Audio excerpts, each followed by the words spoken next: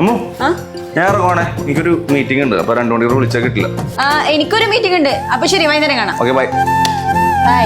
അമ്മേനോട് എനിക്കിപ്പോ കല്യാണം വേണ്ടെന്ന് ഞാൻ എത്ര തവണ പറഞ്ഞതാ. എന്തേലും ആട്ടെ, ഫോട്ടോ വയ്ക്കും. ഇവിടെ ഉണ്ടാ തപ്പി പോട്ടെ.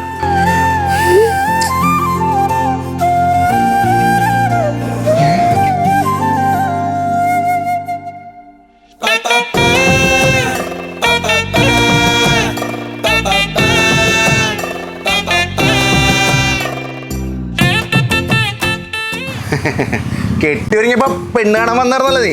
എടാ, അമ്മ കിടന്ന് നിർബന്ധിച്ചപ്പോ വന്നതാ. ഇവിടെ വന്ന് കണ്ടിട്ട് എന്തേലും പറഞ്ഞ് ഒഴിവാക്കാനായിരുന്നു എന്റെ പ്ലാൻ.